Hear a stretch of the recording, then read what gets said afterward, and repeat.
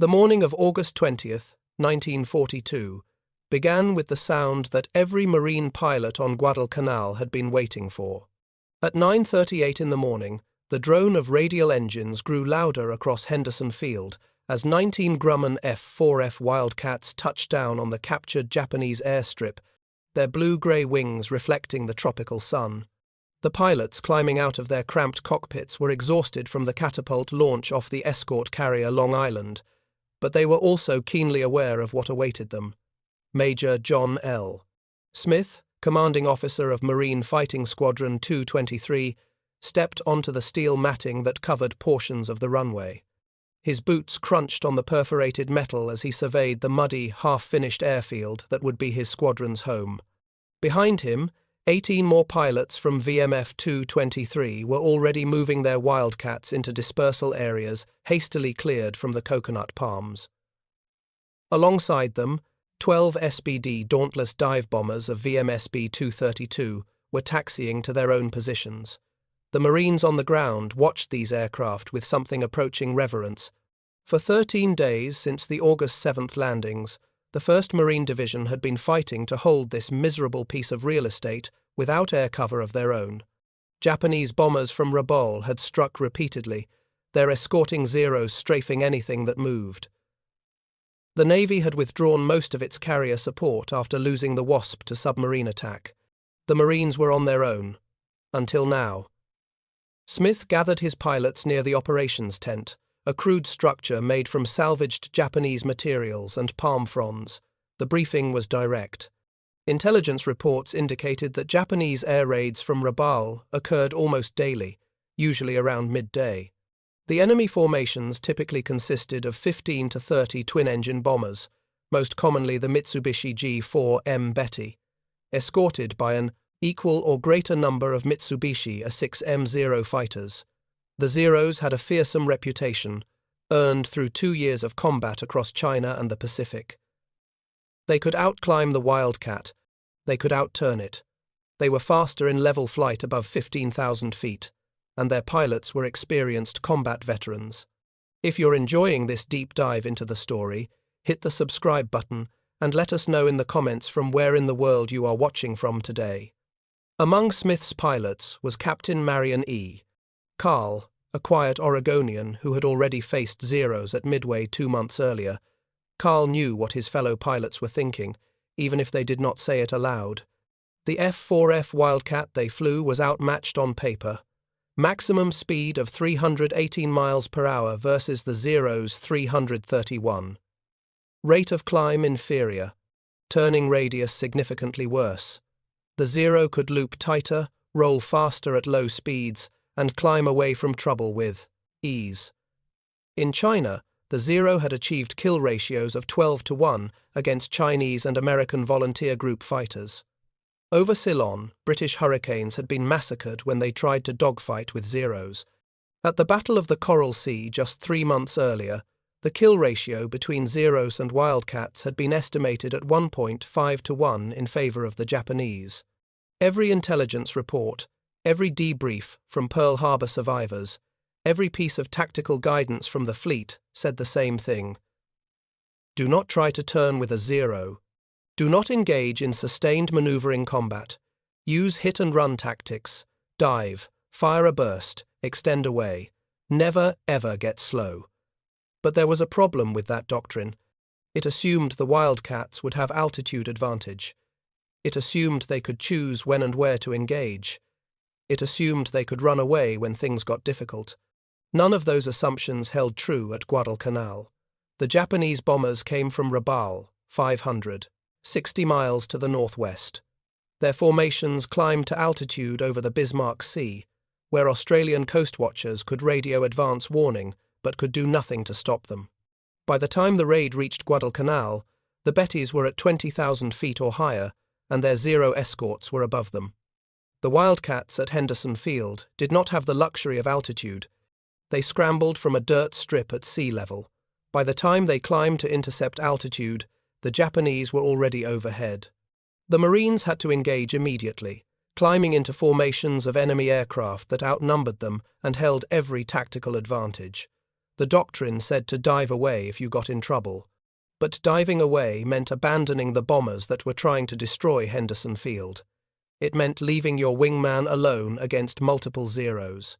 It meant surrendering the sky to an enemy who would use that surrender to sink American supply ships, strafe American positions, and, eventually recapture the airfield. Running away was not an option.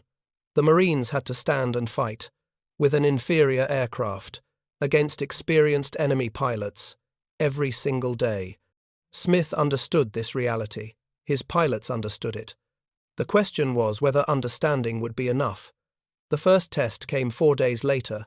On August 24th, in the middle of what would become known as the Battle of the Eastern Solomons, the Australian coast watchers radioed their warning. 15 bombers, 20-plus fighters, heading south toward Guadalcanal, expected arrival around 1300 hours. Smith ordered a scramble. 19 Wildcats took off from Henderson Field, clawing for altitude as quickly as their Pratt & Whitney radial engines would allow. They were joined by 5 Army P-400 Airacobras, export versions of the P-39 that were even less capable than the Wildcats at high altitude. 24 American fighters to face 35 or more Japanese aircraft. The formations met over Guadalcanal at 20,000 feet. The Japanese bomber stream was a textbook V formation, Bettys stacked in perfect order, their escorts above and to the sides. The Marines came at them head-on. Smith led the attack, lining up on the lead bomber and opening fire with his 650 caliber machine guns. The combined weight of fire from 6 guns, each firing at 800 rounds per minute, was devastating. Smith's tracers walked into the Betty's nose, shattered the cockpit glass, and the big bomber nosed over into a death dive. 2 more Bettys followed it down. Marion Carl and his division intercepted the escort fighters. 2 Zeros dove on Carl's section, expecting to bounce the Wildcats from above. But Carl had seen them coming. He turned into the attack, accepting the head-on pass rather than trying to run. The Zero pilot, confident in his aircraft's superiority, committed to the firing pass. So did Carl. 2 fighters, closing at a combined speed of over 600 miles per hour, both with guns blazing. The Zero's 20mm cannons had more hitting power, but they carried only 60 rounds per gun, about 10 seconds of ammunition. The Wildcat's 650s carried 1,800 rounds total, about 34 seconds of sustained fire. The Zero pilot's burst went wide. Carl's did not. 50 caliber rounds punched through the Zero's unarmored fuselage, through its unprotected fuel tanks, through the pilot, who had no armor plate behind his seat. The Zero exploded. Carl did not have time to watch it fall. Another Zero was on his tail. He pushed the stick forward, diving away, using the Wildcat's superior diving speed to open the range. The Zero followed, but Carl was already rolling right, pulling up into a climbing turn. The Zero tried to follow the roll. At low speed, it could have done so easily, but they were both exceeding 250 miles per hour in the dive, and at that speed, the Zero's ailerons stiffened. The enemy pilot hauled on his stick, trying to force the roll, but the aircraft responded sluggishly. Carl completed his reversal and was climbing away before the Zero could bring its guns to bear. 2 more Zeros dove on Carl's wingman. Carl reversed again, this time pulling -G by pushing the nose down hard. The Wildcat's engine, with its pressure-fed carburetor, continued running smoothly. The Zero's float-type carburetors could not handle negative acceleration. Both enemy engines coughed, sputtered, and quit. The Zero pilots were suddenly gliding, powerless, directly into Carl's gun sight. He shot down 2 more in less than 30 seconds. When the engagement ended 15 minutes later, VMF 223 and the Army P-400 seconds had shot down 16 Japanese aircraft, 10 bombers and 6 fighters, for the loss of 3 American pilots. Marion Carl had become the first Marine Corps ace of World War II, with 5 confirmed kills. John Smith had added 3 more to his tally. More. Importantly, the myth of Zero invincibility had taken its first significant crack. The Marines had not run. They had not refused combat. They had climbed into a numerically superior enemy formation and shot it to pieces. But the cost was real. Second Lieutenant Elwood Bailey disappeared over the ocean after shooting down 2 Zeros. His body was never recovered. Captain Roy Corey vanished while attacking a flight of Zeros. He was last seen diving toward the water, possibly wounded, possibly trying to escape. No one knew for sure. He simply disappeared. Second Lieutenant Robert Reed was wounded when a Zero shot up his Wildcat as it lifted off Henderson Field. Reed managed to ditch in the water near shore, but his injuries would keep him out of action for weeks. Smith gathered his surviving pilots after the battle and told them the truth. This was only the beginning. The Japanese would be back tomorrow, and the day after that, and every day until one side or the other could no longer continue.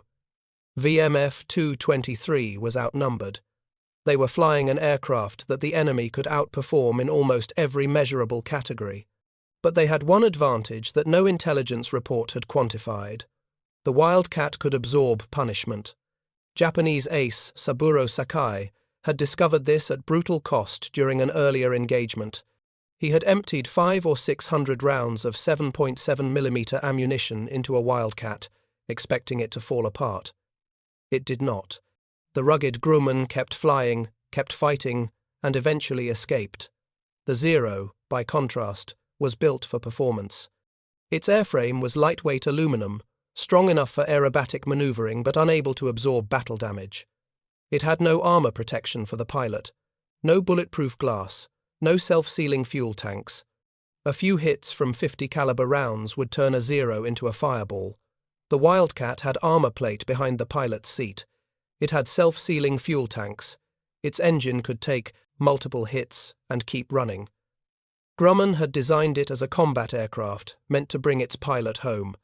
Mitsubishi had designed the Zero as an aerobatic platform, meant to dominate in a dogfight. That design philosophy was about to meet the grinding reality of attrition warfare. Over the next 6 days, the Japanese came back again and again. VMF 223 met them every time.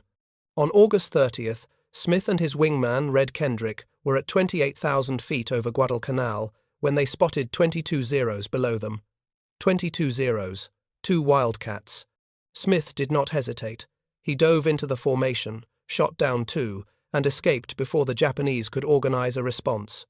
On September 3rd, the Coast Watchers reported another large formation inbound. 19 Wildcats scrambled. Carl shot down 2 more. Smith added another. The Japanese lost 7 aircraft. VMF 223 lost 1 pilot. By September 9th, the pattern was clear. The Wildcats were winning, not because they were better aircraft, not because Marine pilots were superhuman. They were winning because they understood something the Japanese did not. In a war of attrition, the aircraft that can take punishment and keep flying will outlast the aircraft that burns after a single burst. The tactics that worked in China, where Japanese forces could afford to lose pilots and aircraft because they controlled the airbases and logistics, did not work at Guadalcanal. Here, every Japanese pilot shot down had to be replaced from Rabaul, 560 miles away. Every damaged aircraft that could not make it home was a total loss. Every Zero that burned on the way back to base represented months of training and combat experience gone in an instant. The Marines, by contrast, could land damaged aircraft on Henderson Field. Mechanics cannibalized wrecked Wildcats for spare parts. Pilots who were shot down over land could walk back to base, assuming they survived the landing. Even pilots, who ditched at sea, often made it back with the help of coast watchers and friendly islanders. Marion Carl would prove this point dramatically on September 9th. That morning, Australian coast watchers reported yet another major raid headed for Henderson Field. 16 Wildcats scrambled. Carl was among them. He climbed through broken clouds, searching for the incoming formation. He found it at 18,000 feet, 27 bombers, with at least 15 Zeros escorting. The odds did not matter anymore. The Marines attacked. Carl and his division went for the bombers. His first burst hit a Betty in the wing root, and it fell away trailing smoke. His second burst hit another Betty in the cockpit. 2 down in less than a minute. Then a Zero got on his tail. Carl dove away, rolled right, tried to extend. But this Zero pilot was good. He stayed with Carl through the dive, through the roll, matching every move. The range closed. Carl could see the tracers arcing past his canopy. Then, his Wildcat shuddered as 20mm cannon shells punched through the fuselage behind the cockpit. His engine coughed. Smoke began pouring from the cowling. Carl knew he had seconds before the engine seized or caught fire. He rolled inverted and pulled, executing a split S that brought him down toward the ocean. The Zero followed. Carl's engine was dying, his airspeed bleeding off. The Zero was closing for the kill. At 500 feet above the water, Carl's engine quit entirely. He was gliding, a sitting duck. The Zero pilot lined up for the final burst. Then, inexplicably, the Zero broke off. Perhaps the pilot thought Carl was finished. Perhaps he was low on fuel. Perhaps he had seen other Wildcats diving to Carl's aid. Whatever the reason, he turned away, leaving Carl to his fate. Carl ditched the Wildcat in the ocean 3 miles offshore. The impact was brutal. Water flooded the cockpit. Carl struggled free, inflated his life vest, and watched his Wildcat sink beneath the waves.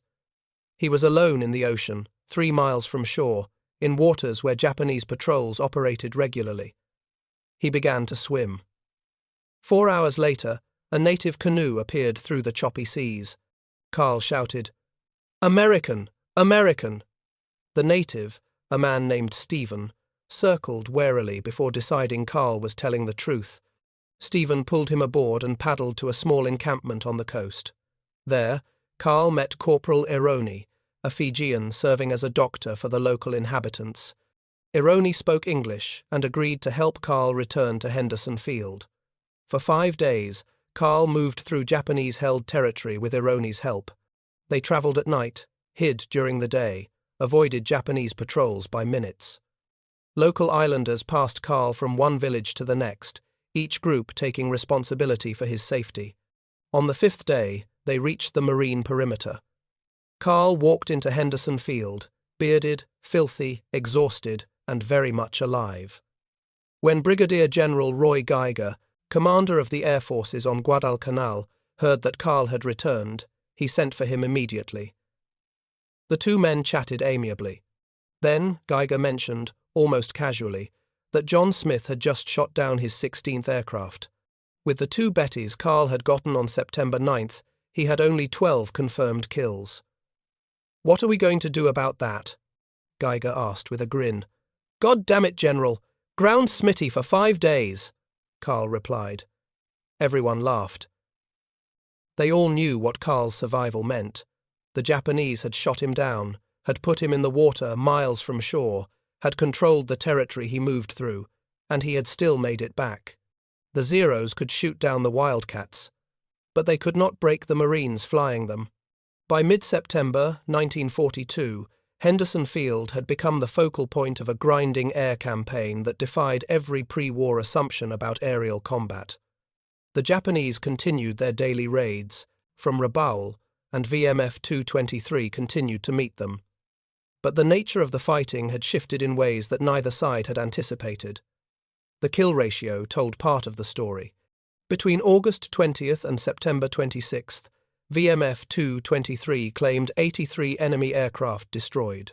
They lost 14 pilots killed, missing, or captured during that same period, a ratio of roughly 6-1 in favor of the Marines.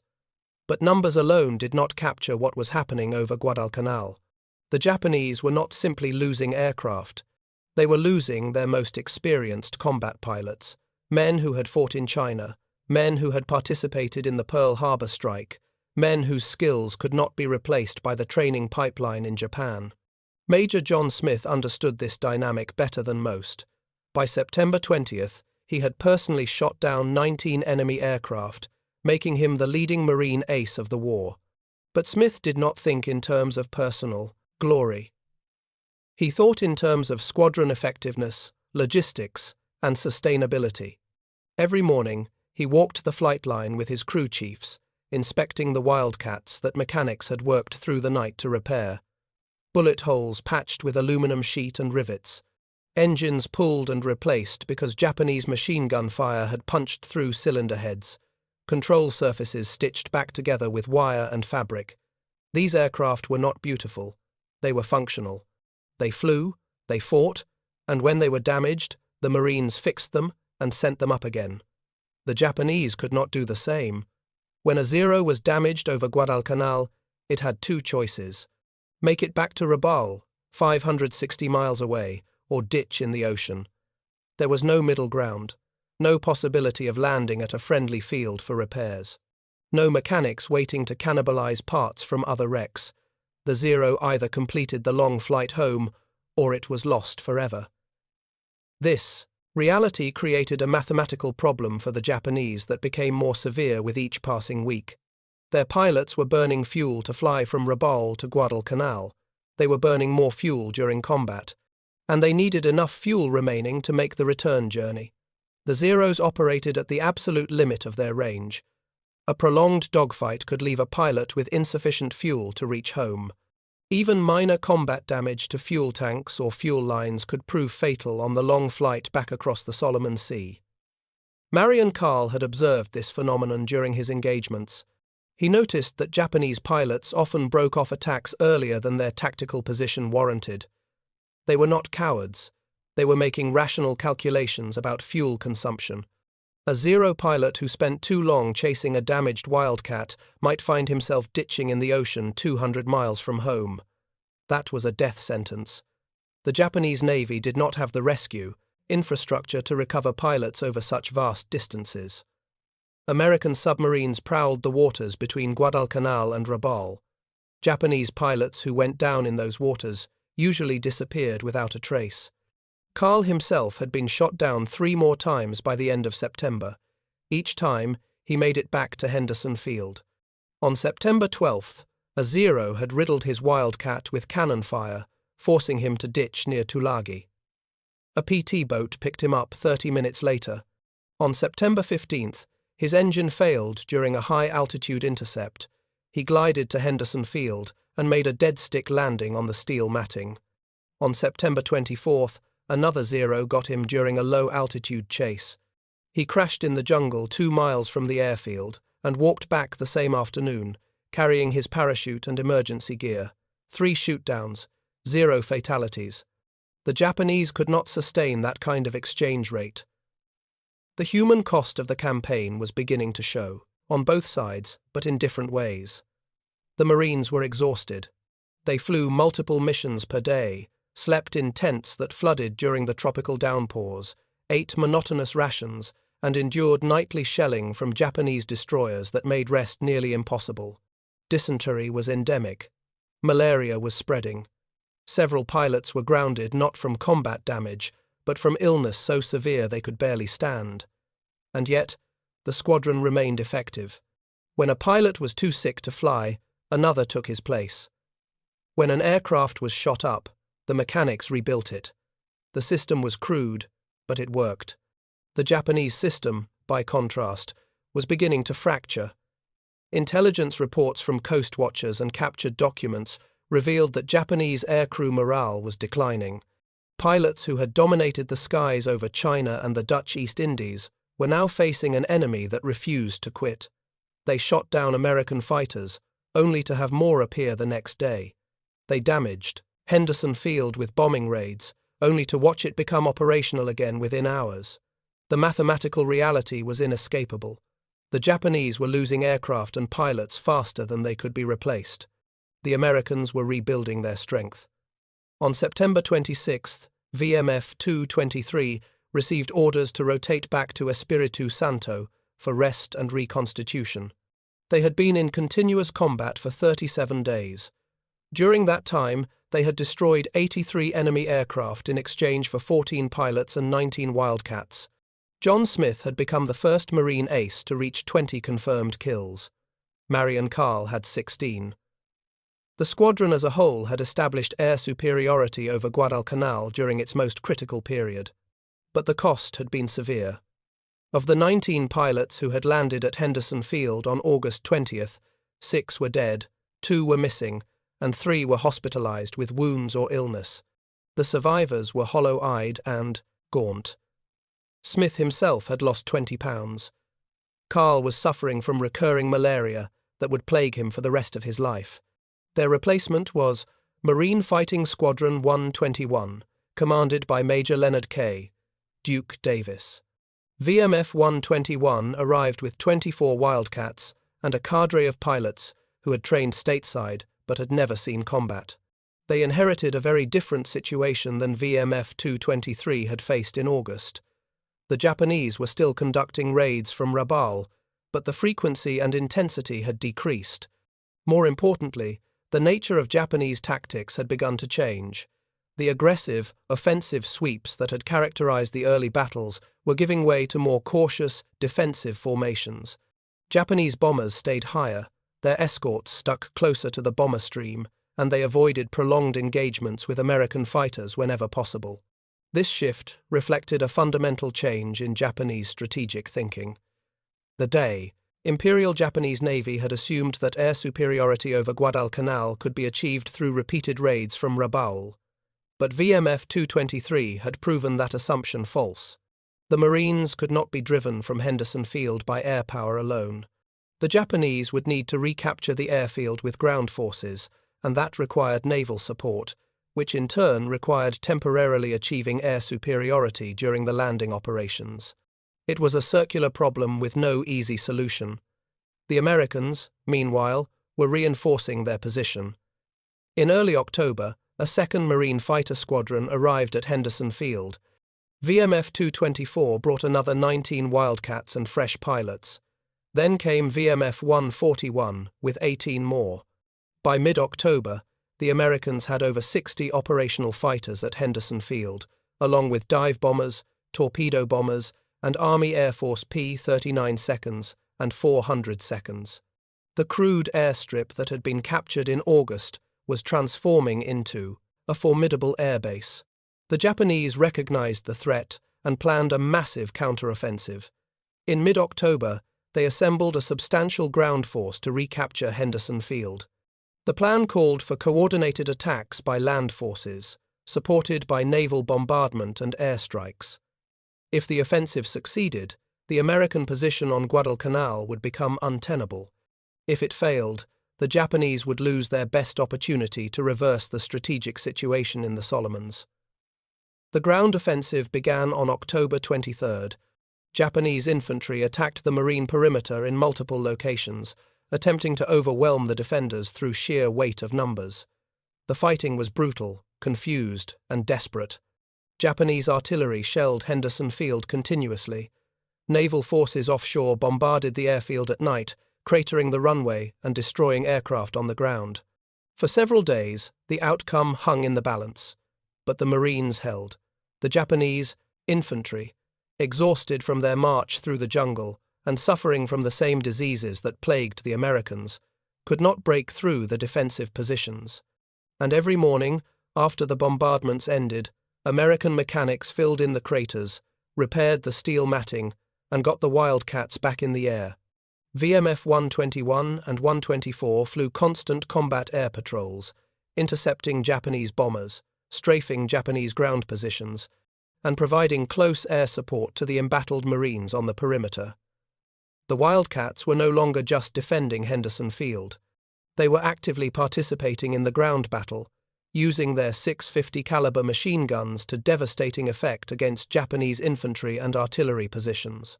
The air-to-air combat during this period took on a different character than the battles of August and September. The Japanese were now sending fighter sweeps without bombers, attempting to achieve local air superiority so their bombers could attack without interference. These fighter versus fighter engagements became testing grounds for evolving tactics on both sides. The Japanese began using higher altitude approaches, diving through the American formations to scatter them before the bombers arrived. The Marines countered by stacking their fighters in layers, with some Wildcats at high altitude to intercept the dive attacks, while others remained lower to engage bombers that broke through. One engagement on October 26th illustrated the maturity of Marine tactics. A Japanese fighter sweep of 30+ Zeros approached Henderson Field at 25,000 feet, well above the altitude where most combats had occurred. VMF 121 scrambled 16 Wildcats, but instead of climbing directly to intercept, they positioned themselves at different altitudes between 15 and 22,000 feet. When the Zeros dove to attack, they found themselves passing through multiple layers of condors, Wildcats. The Japanese pilots, expecting to bounce a single formation, instead faced attacks from above, below, and from the flanks. The Zeros shot down 2 Wildcats, but lost 9 of their own in the confused melee. The bomber formation that had been following behind the fighter sweep turned back without reaching Guadalcanal. The mission was a failure. By early November, the character of the Guadalcanal air campaign had fundamentally changed. The Japanese still conducted raids from Rabaul, but they were no longer trying to destroy Henderson Field through attrition. Instead, they were attempting to support ground operations and interdict American supply convoys. The strategic initiative had shifted. The Americans were no longer desperately defending a precarious foothold. They were consolidating control and preparing for offensive operations further up the Solomons chain. The cumulative statistics from August through early November told the story more clearly than any individual battle. Marine fighter squadrons at Henderson Field claimed over 300 Japanese aircraft destroyed during that period. American losses were approximately 60 fighters and 40 pilots killed or missing, a kill ratio of 5-1. That ratio held remarkably consistent across different squadrons, different tactical situations, and different phases of the campaign. It was not the result of superior American aircraft. The Zero remained more maneuverable than the Wildcat throughout the entire campaign. It was not the result of superior pilot skill. The Japanese pilots who fought over Guadalcanal were among the most experienced combat aviators in the world. The 5-1 ratio was the result of logistics, tactics, and operational sustainability. The Wildcat could absorb battle damage and continue fighting. The Zero could not. American pilots who were shot down over Guadalcanal had a reasonable chance of survival and return to duty. Japanese pilots shot down over Guadalcanal were usually lost forever. American mechanics could repair damaged fighters using salvaged parts and improvised techniques. Japanese fighters damaged during combat had to make a 560-mile flight home or be abandoned. These factors compounded over time, creating an exchange rate that the Japanese simply could not sustain. By December 1942, when the Japanese finally evacuated their remaining ground forces from Guadalcanal, the air battle was effectively over. The Americans controlled the skies over the southern Solomons. Henderson Field had grown from a single crude runway to a complex of multiple airstrips, complete with repair facilities, fuel storage, and ammunition dumps. What had begun in August with 19 Wildcats landing on captured Japanese steel matting had evolved into an airbase capable of supporting over 124 combat aircraft. The Wildcat had proven itself not through spectacular performance or technical superiority, but through the grinding mathematics of attrition warfare. It was tough enough to bring its pilots home. That was enough. Thank you for watching. For more detailed historical breakdowns, check out the other videos on your screen now, and don't forget to subscribe.